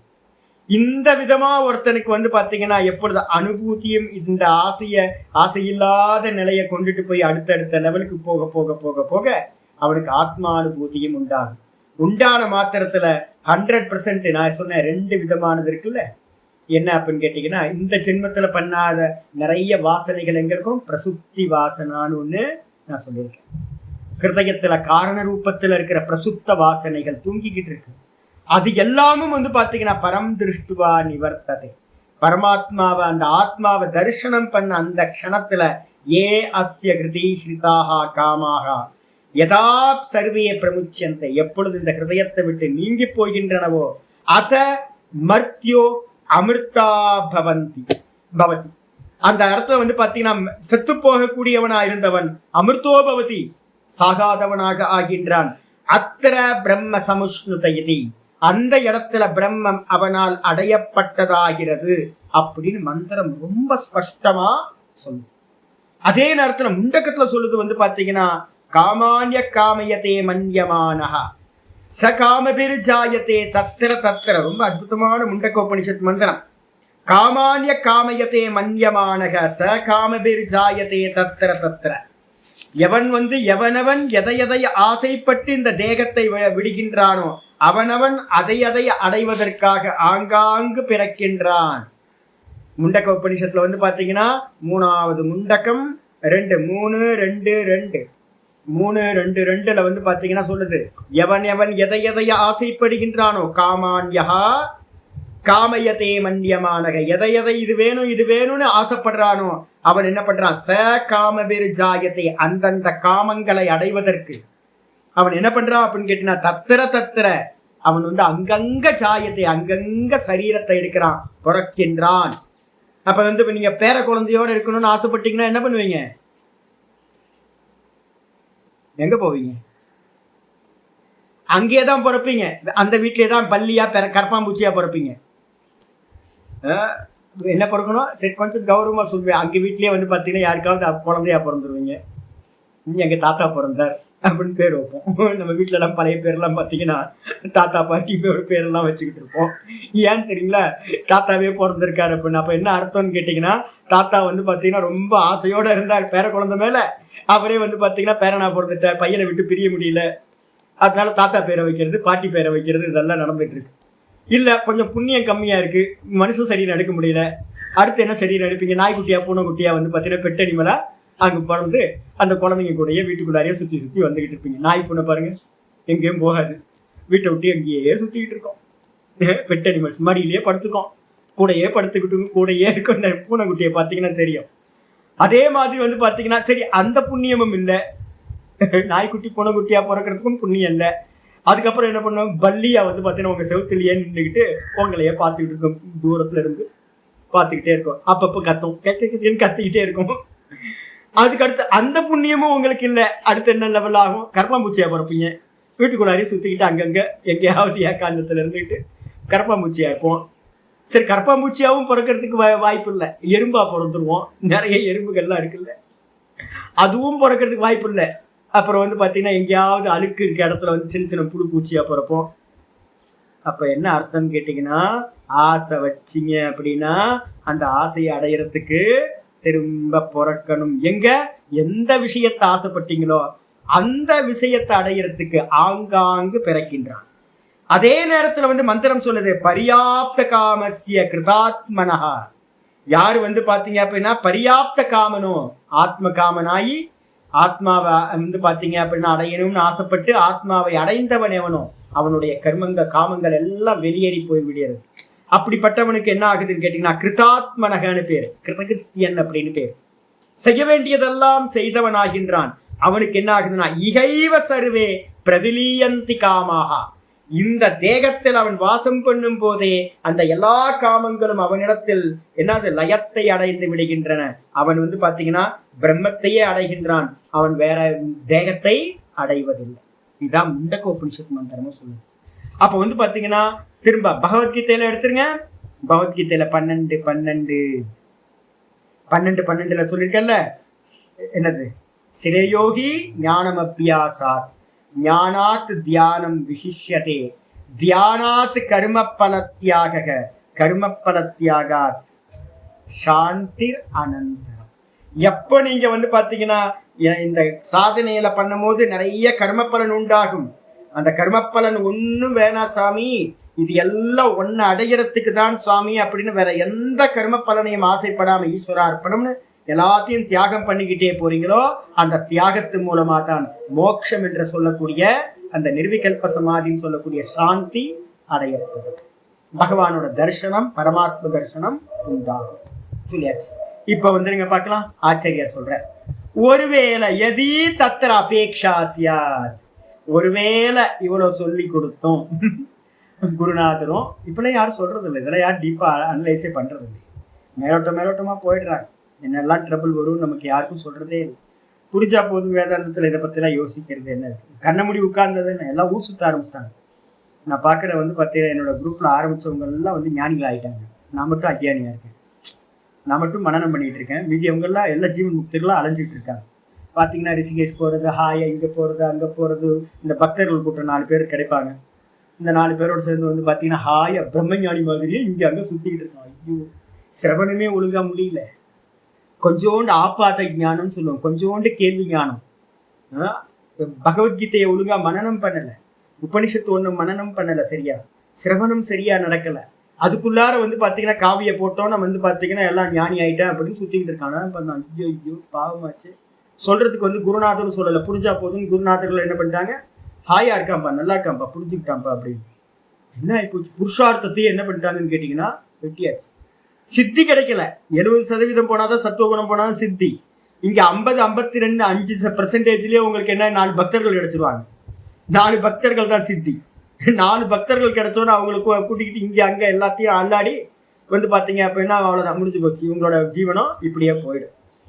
அப்போ வந்து பாத்தீங்கன்னா ஒருவேளை சாதனை பண்ண ஆரம்பிச்சு அந்த சாதனையில எதி தத்திர அபேக்ஷாசியா, இந்த சித்திகள்ல ஏதாவது ஒரு சித்தியிலையாவது உங்களுக்கு ஆசை உண்டாச்சு அப்படின்னா, எதிர்பார்ப்பு உண்டாச்சு அப்படின்னா, இது இருந்தா நல்லா இருக்கும்ல, இது கிடைச்சா நல்லா இருக்கும்ல, இந்த சித்தி கிடைச்சா நல்லா இருக்கும்ல, தன ஆகர்ஷண சித்தி, ஜன வசிய சித்தி, ஜனங்களை வசப்படுத்துறது, அப்புறம் தனத்தை வசப்படுத்துறது, இது மாதிரி ஏதாவது சித்தியில உங்களுக்கு ஆசை வந்துச்சு அப்படின்னா என்னாகும், மோக்ஷாத் பிரஷ்டகஸ்யாத், மோட்சத்திலிருந்து அவன் என்ன ஆகிறான், பிரஷ்டன் ஆகின்றான், நழுவி போகின்றான்.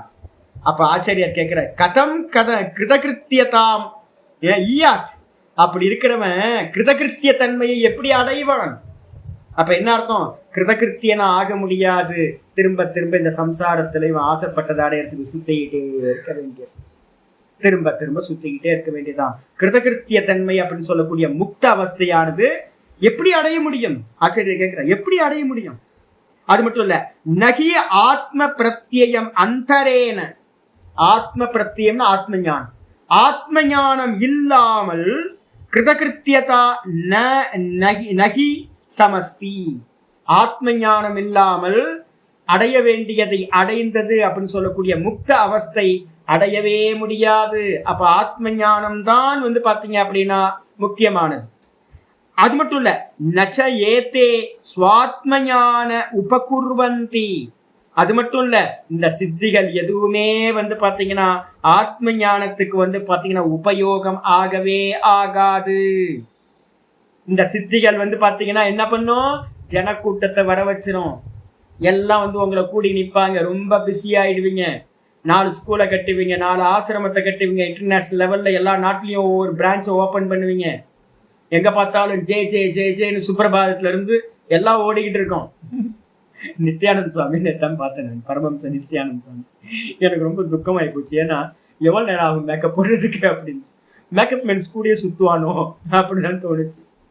பரமசிவோகம் அப்படின்னா, பரமசிவோகம்னா என்ன, எந்த இடத்துல வந்து ஈஸ்வர ஜீவ ஐக்கியம் நடக்குது?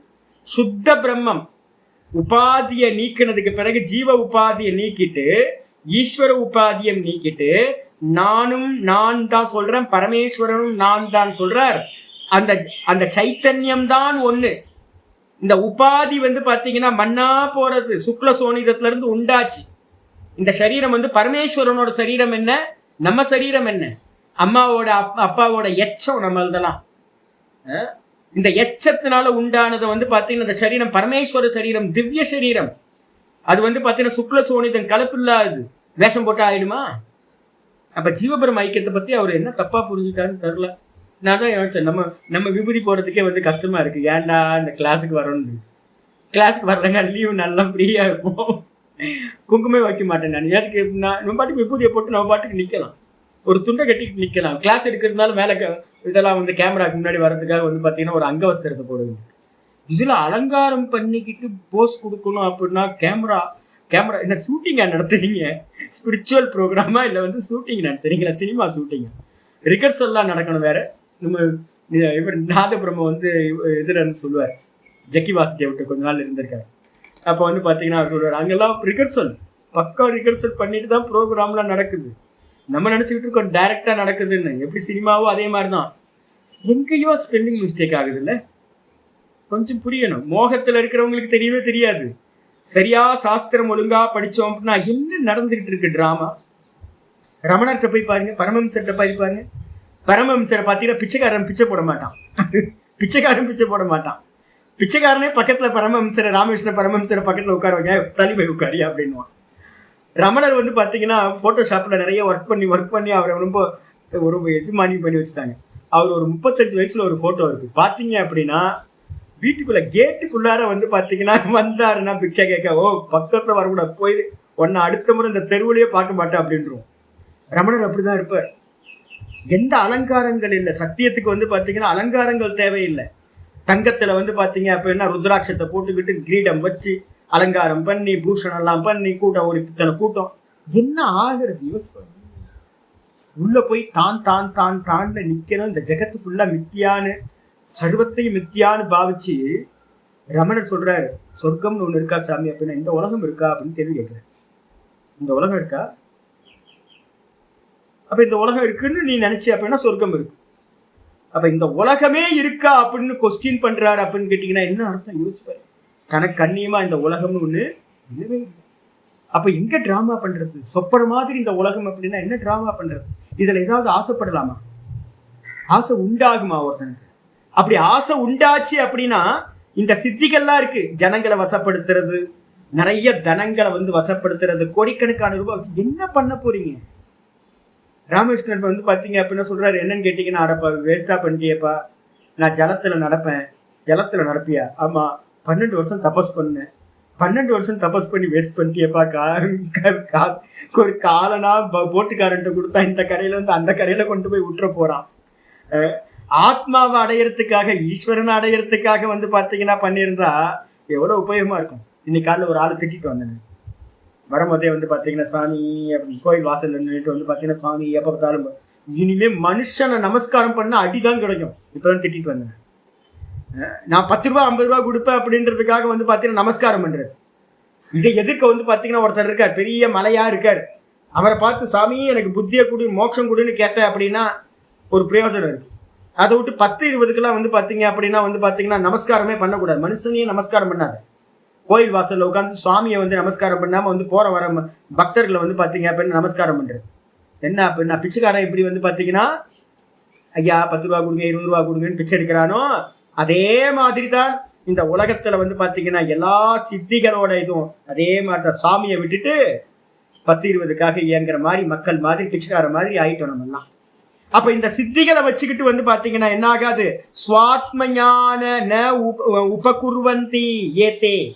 இந்த சித்திகள் எதுவுமே வந்து பாத்தீங்க அப்படின்னா ஆத்ம ஞானத்துக்கு உபயோகப்படவே படாது. எந்த கூட்டத்தை கூட்டினாலும், எவ்வளோ தனி நாடு கட்டினாலும், தனியா நாடே கைலாசான்னு வச்சாலும், டன்னா தங்கத்தை சேர்த்தாலும், ஐநால வந்து பாத்தீங்கன்னா தனி பிளாக் எல்லாம் கிரியேட் பண்ணி தனி அங்கீகாரம் எல்லாம் வாங்கினாலும், ஈஷா மாதிரி வந்து பாத்தீங்கன்னா பெரிய பெரிய இன்ஸ்டிடியூஷன்லாம் கிரியேட் பண்ணாலும், பெரிய சிவலிங்கம் கட்டினாலும், என்ன பண்ணினாலும் நீங்க எங்க போகணும், உள்ள போகணும். இதெல்லாத்தையும் என்னன்னு பார்க்கணும். திருஷ்யம் திருஷ்யம் சர்வம் அனாத்மா சியாத். இதெல்லாம் என்னது, சொப்பன மாதிரி அப்படின்னு வந்து பார்த்தீங்கன்னா ஒதுக்கி தள்ளாம உள்ளுக்குள்ளார இருக்கிற ஆத்மாவை அடையவே முடியாது. அபிது ஆனா வந்து பார்த்தீங்கன்னா ஆனால் உத்தானே சித்தையோ பவந்தி. இது எல்லாம் என்னன்னு கேட்டீங்கன்னா, நீங்க ஒரு சமாதி அட்டைன் பண்ணிட்டு கீழே இறங்குவீங்கல்ல, கீழே இறங்குனதுக்கு பிறகு அதுதான் சித்திகள் அப்படின்னு பேர். நிறைய மகாத்மாக்கள், நான் ஒருத்தர் ஃபேமஸான சுவாமி சொல்லுவேன், கல்யாண் தாஸ்கிரி அப்படின்னு ஒருத்தர் நர்மதால வந்து பார்த்தீங்கன்னா, கல்யாண் தாஸ்கிரி வந்து பார்த்தீங்கன்னா பெரிய தபஸ்வியா இருந்தார். தபஸ்வியா இருந்து தபஸ்ல என்ன கிடைக்கும், கர்ம பலன் கிடைக்குமா? அனுஷ்டானம் பண்ணும்போது வந்து பார்த்தீங்க அப்படின்னா கர்ம பலன் கிடைக்குமா? ஆமா, கர்ம பலன் கிடைக்கும். கர்ம பலன் என்ன கிடைக்கும், நிறைய பொலிட்டீஷியன்லாம் வந்து நிற்பாங்க, பெரிய பெரிய பெரிய ஸ்டேட்டெல்லாம் வந்து நிற்பாங்க, மில்லியனர்லாம் கியூவில் வந்து நிற்பாங்க, சாமி என்ன வேணும் என்ன வேணும் அப்படின்னு. அப்போ என்ன பண்ணணும்னு இவன் ஒதுக்கிட்டு போயிருந்தான் அப்படின்னா நிம்மதியாக வந்து பார்த்தீங்கன்னா சாதனையில் போயிருக்கலாம்.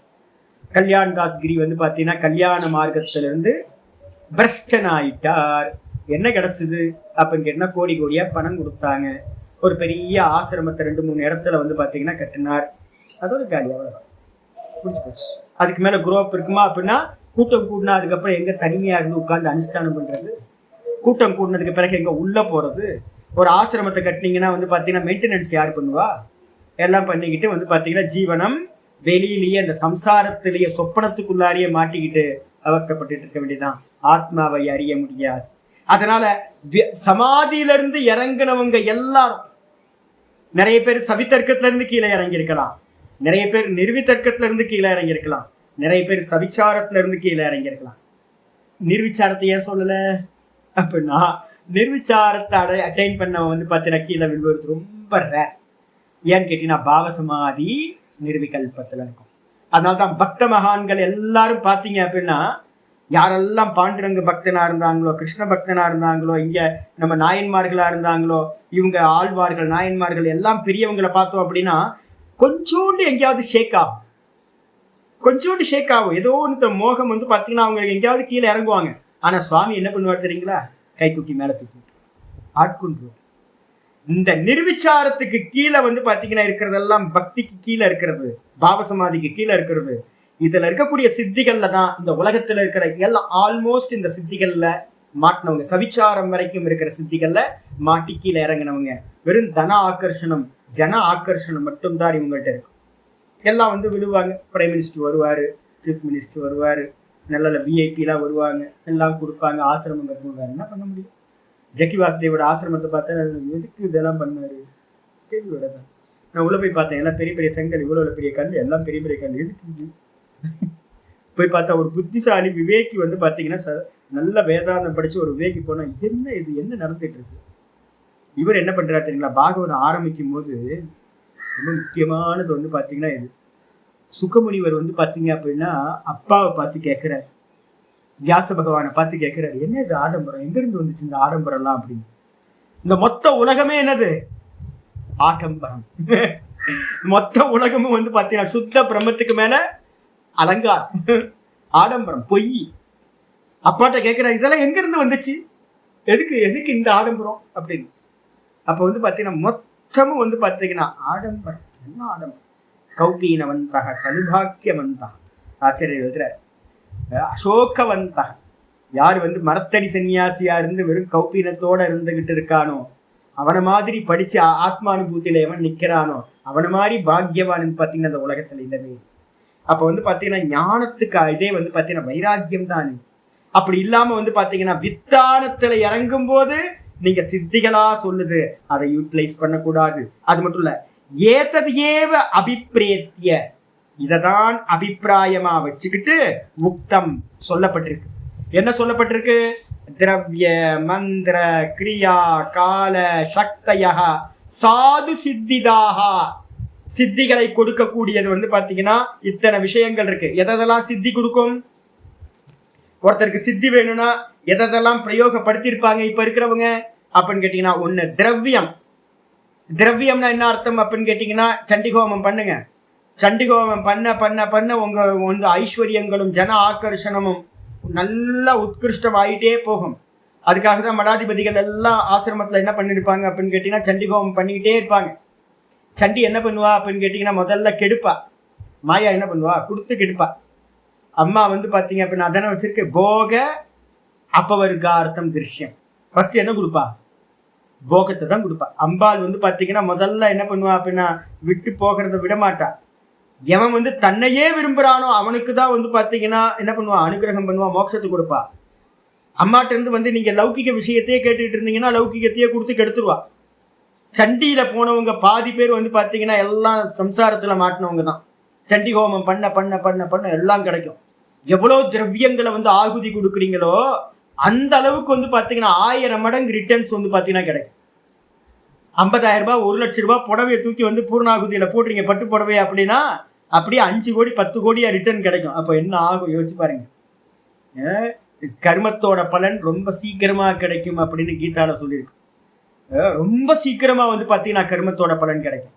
அதனால பார்த்தீங்கன்னா எல்லாம் ஹோமத்துல திரவியங்களை போட்டு போட்டு போட்டு என்ன பண்றாங்க? தேவையான சங்கல்பத்தை பார்த்தீங்கன்னா சித்திகளா அடைகின்றார்கள். ஒண்ணு திரவியம். ரெண்டாவது பார்த்தீங்கன்னா மந்திரம். நிறைய பேர் என்ன பண்றாங்கன்னு கேட்டீங்கன்னா வெறும் மந்திர அனுஷ்டானத்தை மட்டும் வச்சுக்கிட்டு கிடைச்ச தேவையானது எல்லாத்தையும் அடைஞ்சிருக்க. புராணத்துல நிறைய பேர் அது மாதிரி சொல்லப்பட்டிருக்கு. மந்திரத்தினால சித்தி அடைகிறது. அதுக்கப்புறம் மூணாவது பார்த்தீங்கன்னா கிரியா. கிரியான்றது பார்த்தீங்க அப்படின்னா நிறைய கருமங்களை பகவானுக்காக நிறைய கருமங்களை பண்றது, தேவதைகளுக்காக நிறைய கருமங்களை பண்றது, பூஜைகள் புரஸ்காரங்கள் இதெல்லாம் கிரியைக்குள்ளார வந்துடுறது. ஸ்கூல் கட்டுறது, பெரிய பெரிய காலேஜ் கட்டுறது, கோயில் கட்டுறது, இதெல்லாம் பண்ணினீங்க அப்படின்னா கிரியா. இது மூலமா உங்களுக்கு நிறைய சித்திகள் கிடைக்கும். லௌகிக சித்திகள் எல்லாம் கிடைச்சிடும். அதுக்கப்புறம் கிரியாக்கு அப்புறம் பார்த்தீங்கன்னா என்னது? கிரியா கால. காலத்தினால பார்த்தீங்கன்னா சித்திகள் கிடைக்கிறதுன்னு ஒண்ணு. நிறைய காலத்தை நம்ம கொடுத்துக்கிட்டே இருக்கிறோம் அப்படின்னா அதனால சித்திகள் கிடைக்கும். அதுக்கப்புறம் சக்தியா. இவ்வாறு பார்த்தீங்கன்னா சக்திகள், கால சக்தின்னு பேரு. காலத்தினால சக்தியானது கிடைக்கிறது. இது எல்லாம் சாது சித்திதாகா. இது எல்லாம் பார்த்தீங்கன்னா என்னது? சாது சித்திதாகா. சாதுவானா என்ன அர்த்தம்? நல்ல சித்திகளை கொடுப்பவைகள். நல்லதுதான். ஆனா பார்த்தீங்கன்னா என்னன்னு கேட்டீங்கன்னா வாஸ்தவத்துல இதுல ஆசைப்பட்டோம் போச்சு, அவ்வளவுதான். இந்த ஹோமத்துல உள்ள விழுந்தவங்க திரும்ப வெளில வரல. ஏன் அப்படின்னா அனலகா அக்னி என்ன பண்ணுது தெரியுங்களா? அக்னி போதுன்னு சொல்லவே சொல்லாது. எவ்வளவு திரவியம் கொடுத்தாலும் பார்த்தீங்கன்னா போடு, இன்னும் போடு, இன்னும் போடு, இன்னும் ஆகுதி கொடு, இன்னும் ஆகுதி கொடு, இன்னும் ஆகுதி கொடு அப்படின்னு என்ன பண்ணுவோம்? நீங்க முதல்ல 1,00,000 ரூபாய்க்கு ஒரு சண்டி ஹோமம் பண்ணுவீங்க. அதுக்கு பத்தாது. சண்டிக்கு பார்த்தீங்கன்னா அக்னிக்கு பத்தாது. அவனுக்கு பார்த்தீங்கன்னா எனக்கு இன்னும் நிறைய வேணும். அப்ப என்ன பண்ணு? இவனுக்கு பார்த்தீங்கன்னா 1 கோடி ரூபாய் பணத்தை கொடு. அடுத்த ஹோமத்தை அவன் 10 லட்சத்துக்கு பண்ணட்டும். அப்பன்னு அடுத்து 10 லட்சத்துக்கு பண்ணணும். அப்பவும் பத்தாது. அதுக்கு அக்னியாச்சு. இன்னும் திரவியம் அதிகம் பண்ணணும். அப்ப இன்னும் பார்த்தீங்கன்னா அவனுக்கு இன்னும் பணத்தை கொடு, இன்னும் 50 கோடியை கொடு. அவன் பார்த்தீங்கன்னா இன்னும் 50 லட்சத்துக்கு ஹோமத்தை பண்ணட்டும் அப்படின்னு அம்பாள் என்ன பண்ணுவா அப்படின்னா அக்னி பார்த்தீங்கன்னா கொடுத்துக்கிட்டே இருக்கும். கிரியால போனவங்க கிரியால தான் போயிடுவாங்க. அது மாதிரி பார்த்தீங்கன்னா எல்லாத்துலயும் இருந்து சித்திகள் கிடைக்கும். ஆனா சித்தியில இருந்து என்ன பண்ண முடியாது? வெளில வர முடியாது. என்ன பண்ணுவான்? சம்சாரத்திலேயே புண்ணிய பிறவிகள், பாப்ப பிறவி, புண்ணிய பிறவி.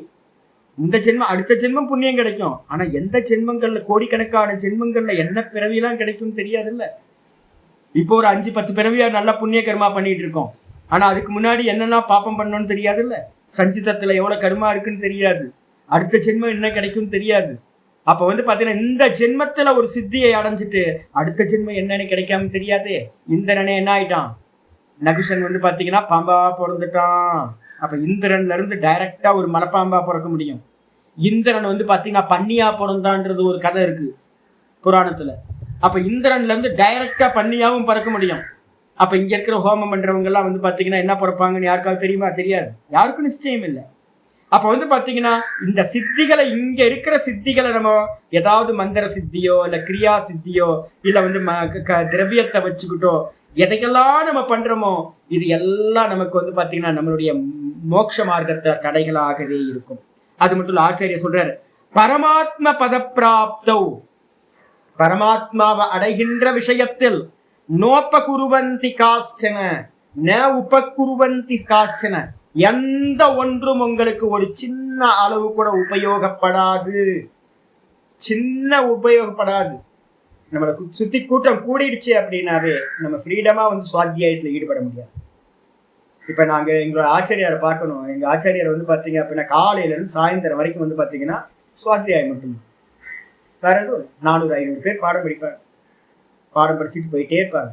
இப்ப எனக்கு எடுத்துக்கிட்டீங்க அப்படின்னா எந்த கூட்டமும் இல்லை. கூட்டம் நீங்கில் வாட்டம் இல்லை. பாம்பன் சுவாமிகள் சொல்றாரு, கூட்டம் நீங்கில் வாட்டம் இல்லை. ஏன்னா உங்க டைம் யாருக்கு? உங்களுக்கு தான். உங்க டைம் வந்து வேற யாரும் என்கேஜ் பண்ண மாட்டாங்க. நான்சென்ஸா யூஸ் பண்ண முடியாது.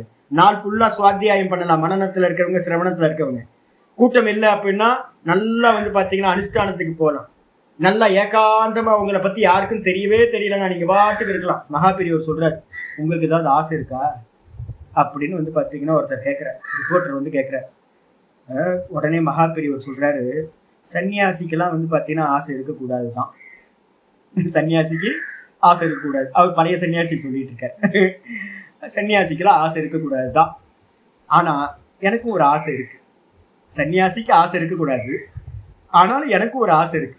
என்ன ஆசைன்னா, நான் மட்டும் மடாதிபதியா இல்லாம இருந்தா ரொம்ப நல்லா இருந்திருக்கும்.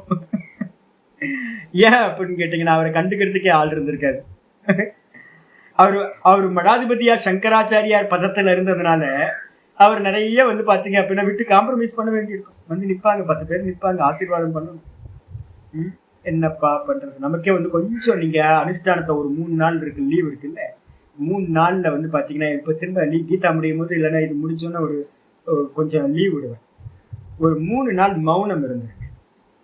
3 நாள் மௌனம் இருந்துகிட்டு ஓங்காரத்தை மட்டும் டெய்லி ஒரு 5 மணி நேரம், காலையில ஒரு 2 மணி நேரம், சாயந்தரம் ஒரு 2 மணி நேரம், மத்தியானம் ஒரு 2 மணி நேரம், 6 மணி நேரம் பண்ணுங்க.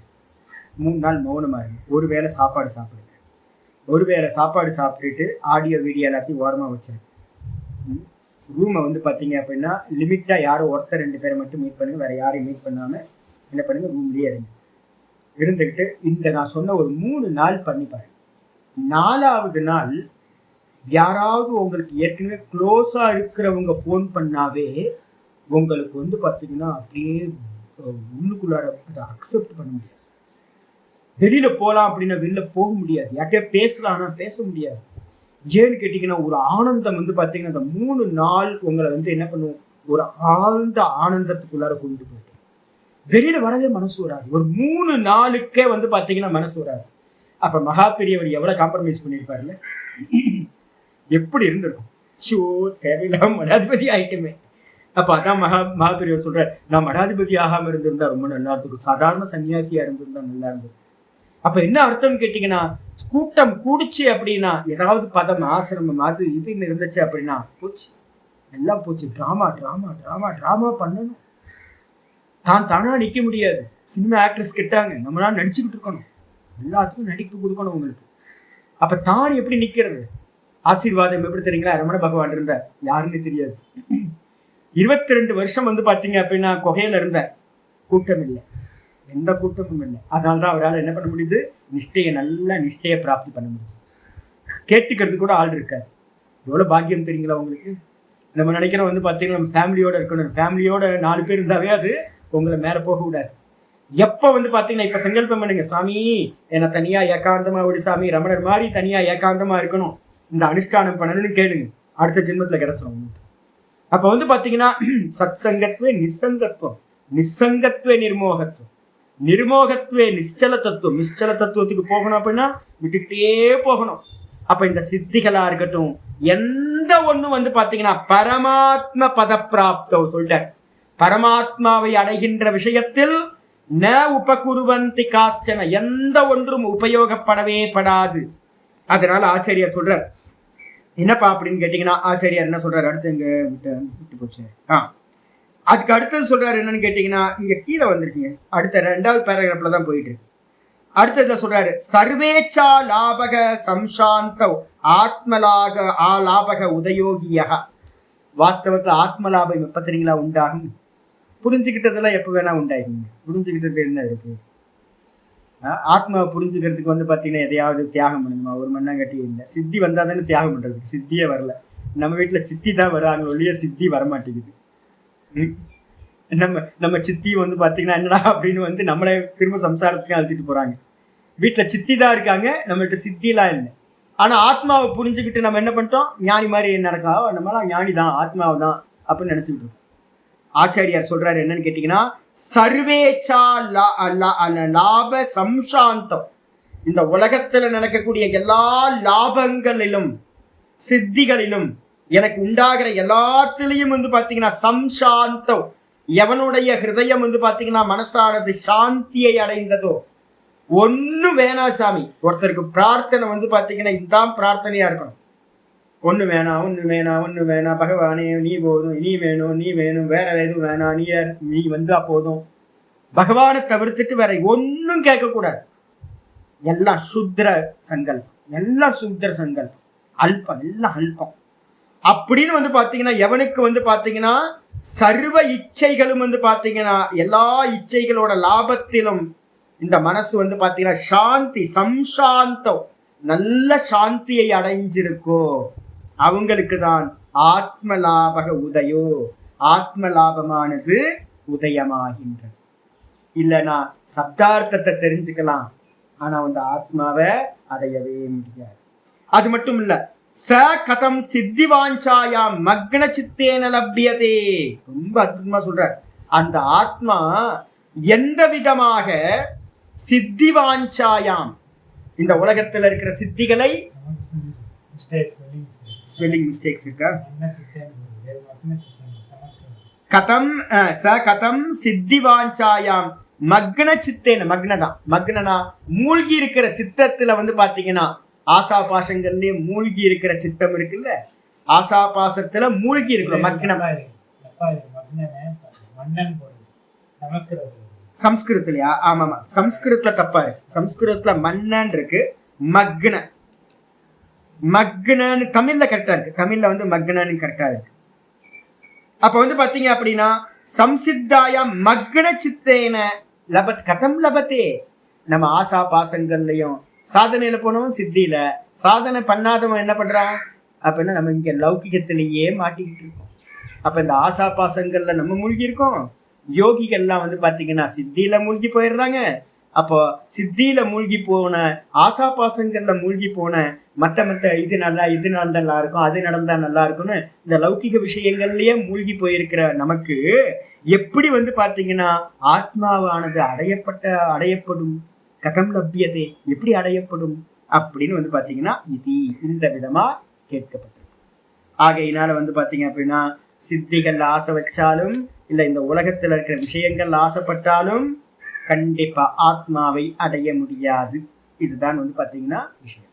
அப்ப இந்த சித்திகள்லாம் என்ன சுவாமி இது வரைக்கும் சொன்ன சித்திகள்லாம் என்ன பண்ணிருக்கார் அப்படின்னு கேட்டீங்கன்னா, நம்ம சதாசிவ பிரம்மேந்திரருக்கு சித்தி இருந்துச்சா அப்படின்னு கேட்டீங்கன்னா நிறைய கதையா சொல்றாங்கல்ல. சரி, அவர் சாதனா காலத்துல இதெல்லாம் யூட்டிலைஸ் பண்ணிருப்பாரா? சாதனா காலத்துல ஏதாவது யூட்டிலைஸ் பண்ணிருப்பாரா? இந்த பாஷ்யம் எழுதுறவர் அவருக்கு சித்தி வந்திருக்குமா, வந்திருக்காதா? நிர்விகல்ப சமாதி அடைஞ்சவருக்கு அந்த மார்க்கத்துல போகும்போது இந்த சித்திகள் எல்லாம் கிடைச்சிருக்கும். அப்ப கிடைச்சிருந்தாலும் இவர் என்ன பண்ணிருப்பாரு? அவங்க குருநாதர் சொல்லி கொடுத்திருப்பார். நீ வரும் அந்தந்த ஸ்டேஜ் வரும்போது அந்தந்த இடத்துல இந்தந்த ப்ராடக்ட் எல்லாம் கிடைக்கும், அதெல்லாம் கையில தொற்றாத, ஸ்வீகாரம் பண்ணிக்காம ஆத்மாவை வரைக்கும் போ அப்படின்னு சொல்லி கொடுத்திருப்பார். இப்ப நான் உங்களுக்கு சொல்ற மாதிரி அவங்க குருநாதர் சொல்லி கொடுத்திருப்பார். இவர் ப்ராசஸ்ல போகும்போது இதெல்லாம் கிராஸ் பண்ணிருப்பார். ஒருவேளை கிராஸ் பண்ணலன்னா இந்த பாஷ்யத்தெல்லாம் எழுத முடியுமா? இப்ப நான் படிச்சிருக்கேன் யோக சூத்திரம், நான் என்னோட குருநாதர் படிச்சிருக்கேன். நான் படிச்சதுனாலதானே இந்த பாடம் எடுக்க முடியுது. அப்போ ஏற்கனவே ஒருத்தர் வந்து அந்த மார்க்கத்துல, சதாசிவ பிரம்மேந்திரர் வந்து பாத்தீங்கன்னா அந்த மார்க்கத்துல போய் ஜீவன் முக்தர் ஆயிருக்காரு. அப்ப அவர் அந்த மார்க்கத்துல போகும்போது இதெல்லாத்தையும் இவ்வளவு டீட்டெயிலா எழுதுறாருல்ல. இந்த டீட்டெயிலா எழுதும் போது வந்து பாத்தீங்கன்னா அனுபூதி ஆயிருக்கணுமா, ஆகக்கூடாதா?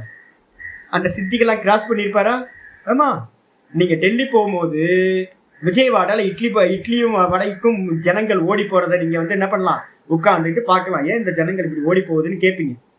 ஏன் இவங்க எல்லாம் ஓடுறாங்க? இல்லை இல்லை, இங்கே தான் இட்லி வடை கிடைக்கும், இதுக்கப்புறம் இட்லி வடை கிடைக்காது. ஓஹோ, இட்லி வடைக்காக தான் இந்த ஜனங்கள் ஓடிக்கிட்டு இருக்காங்க கேன்டீனுக்கு அப்படின்னு தெரிஞ்சிடும். அதுக்கப்புறம் அடுத்த இது வந்து பார்த்தீங்கன்னா, நாக்பூரில் ஸ்டேஷனில் ட்ரெயின் நிற்கும் போதே என்ன கிடைக்கும் அப்படின்னா, ட்ரெயினுக்கு வெளியில் வந்து பார்த்தீங்கன்னா ஆரஞ்சுன்னு வித்துட்டு போவான். கமலா ஆரஞ்சு வித்துட்டு போயிட்டு இருப்பான் கூட கூடியா.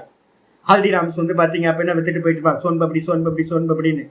அப்போ உங்களுக்கு தெரிஞ்சுக்கலாம், இது ஹல்திராம் இருக்கிற இடம், இங்கே ஆரஞ்சு நிறைய அந்த சர்க்கிளில் விளைஞ்சிக்கிட்டு இருக்கு, கிராஸ் பண்ணும்போது தெரியும். ஆனால் வந்து பார்த்தீங்கன்னா சொல்லியிருப்போம், கீழே இறங்கி வாங்காதீங்க, அப்போ ட்ரெயின்லேயே இருந்துட்டுருங்க. அதுக்கப்புறம் வந்து பார்த்தீங்கன்னா மெதுவாக வந்து ஆக்ரா போகும்போது பேடா கிடைக்கும், அந்த பூசணிக்காய் பேடா வந்து பார்த்தீங்கன்னா வந்துக்கிட்டு இருக்கும், அதையும் வாங்காதீங்க, கீழே இறங்காதீங்க, டெல்லி போய் சேர்ற வரைக்கும் இறங்கக்கூடாது அப்படின்னு சொல்லி வச்சுருக்கோம். அதே மாதிரி வந்து பார்த்தீங்கன்னா குருநாதர் சொல்லி, ஆனால் கிராஸ் பண்ணும்போது தெரியுமா? கண்டிப்பாக தெரியும். எல்லா இடத்தையும் நம்ம கிராஸ் பண்ணுவோம். ஆனால் வந்து பார்த்தீங்கன்னா எதையுமே ஸ்வீகாரம் பண்ணாமல் இருந்தால் மட்டும்தான் இது அனித்தியம், இது திருஷ்யம், இது அனித்தியம், இது திருஷ்யம், இது சம்சாரத்தை கொடுக்கும், ஆத்மாவை கொடுக்காது, ஆத்ம லாபம் கிடைக்காது அப்படின்னு ஒருத்தன் நல்லா புரிஞ்சுக்கிட்டு இருந்தான் அப்படின்னா அவனுக்கு ஆத்ம லாபம் லாஸ்ட் வரைக்கும் பரப்பிரசங்கியானத்தையும் தாண்டி. அப்ப வந்து நிர்விச்சார வைசாரத்தியத்துல என்ன வந்துடும்? அத்தியாத்ம பிரசாதம். அத்தியாத்ம பிரசாதத்துல என்ன பேரு? அதுக்கு பேரு வசீகார சஞ்ஞா வைராக்கியம். அதாவது நான் சொல்றேன், இந்த நிர்விச்சார சமாபத்தின்ற பாவ சமாதி அடைஞ்சவன் சேஃப், ஹிருதயஸ்தானத்தை அடைஞ்சவன் பேர். ராமகிருஷ்ண பரமஹம்சர் மாதிரி யாரெல்லாம் ஹிருதயஸ்தானத்துல பக்தி ஸ்தானத்தை அடைஞ்சிட்டாங்களோ பகவான் வந்து பார்த்தீங்கன்னா அதுக்கப்புறம் கொஞ்சம் லைட்டாக எங்கேயாவது ஆச்சுன்னா கூட பகவான் என்ன பண்ணுவார்? கை தூக்கி விட்டுருவார். ஆனால் வந்து அதுக்கு கீழே, அதுக்கு அடுத்தது தான் விசுத்தி. ஹிருதய சக்கரம் தான் பக்தி ஸ்தானம், அநாகதம்னு பேர். ஹிருதயஸ்தானம் அநாகதம், பக்தி ஸ்தானம். அதுக்கு கீழே என்னது? அதுக்கு கீழே வந்து பார்த்தீங்கன்னா மணிப்பூரகம். மணிப்பூரகம் என்ன தத்துவம் அப்படின்னு கேட்டிங்கன்னா அக்னி தத்துவம். விட்டில் பூச்சி மாதிரி வந்து பார்த்தீங்கன்னா அந்த லைட்டை போட்டோன்னே ஈவினிங் டைமில் மழை காலத்தில் வந்து பார்த்தீங்கன்னா எல்லா பூச்சியும் வந்து எங்கே விழுவுது? அந்த லைட்டில் விழுவுதா? எல்லாவது என்ன ஆகுது? செத்து போகுது. அதே மாதிரி வந்து பார்த்தீங்க அப்படின்னா இந்த மணிப்பூரக சக்கரம் வரும்போது என்ன கிடைக்கும்? ஆக்கர்ஷணம், ஜன ஆக்கர்ஷணம், தன ஆக்கர்ஷணம் எல்லாம். வாக்கு வந்து பார்த்தீங்கன்னா பேசினாங்கன்னு அவ்வளோ கூட்டம் குவியும் அப்படியே. அப்போ வந்து பார்த்தீங்கன்னா என்னென்னா கூட்டம் குவியறது, ஜன ஆக்கர்ஷணம், தன ஆக்கர்ஷணம் எல்லாம் மணிப்பூரக சக்கரத்தோட. அவங்க என்ன ஆவாங்கன்னு கேட்டினா அதுக்கப்புறம் மேலே போகவே மாட்டாங்க. அவ்வளோதான். ராமகிருஷ்ண பரமஹம்சர் மாதிரி பக்தி ஸ்தானத்தில் நிறைய மகான்கள் போனாங்க. அநாகத சக்கரத்தை உள்ள வந்துட்டாங்கன்னா பக்தி ஆட்கொண்டும். அதுக்கப்புறம் இந்த உலகம் வந்து பார்த்தீங்கன்னா அவங்களுக்கு துச்சமாக தெரிஞ்சு இதுல இருந்து ஒன்றும் கேட்க மாட்டாங்க. ராஜ்யத்தையே கொடுத்தா கூட வந்து பார்த்தீங்கன்னா உதாசீனப்படுத்திட்டு போயிடுவாங்க. அந்த பக்தி ஸ்தானத்துக்கு வந்துடும். பக்தி தான் ரொம்ப முக்கியமான சேஃபஸ்ட். ஈஸ்வரனை வந்து பார்த்தீங்கன்னா கிட்டியா பிடிச்சிக்கணும். அதுக்கப்புறம் பரவைராக்கியத்தில் அந்த சகுண ஈஸ்வரனும் வேண்டாம், அதுவும் பொய், அதுவும் கல்பனா அப்படின்னு நீங்க உதர்னீங்கன்னா சொரூபானுபூதி போயிடும். இதுதான் ப்ராசஸ். சரியா? இதோட இந்த சூத்திரம் இருக்கட்டும், நாளைக்கு மீதியை பார்க்கலாம். ஓம் பூர்ணமத பூர்ணமிதம் பூர்ணாத் பூர்ணமுதச்யதே பூர்ணஸ்ய பூர்ணமாதாய பூர்ணமேவாவசிஷ்யதே. ஓம் சாந்தி சாந்தி சாந்தி. ஹரி ஓம். ஸ்ரீ குருபியோ நமः. ஹரி ஓம். நாராயண நாராயண. ஹரி ஓம் ஹரி ஓம் ஹரி ஓம்.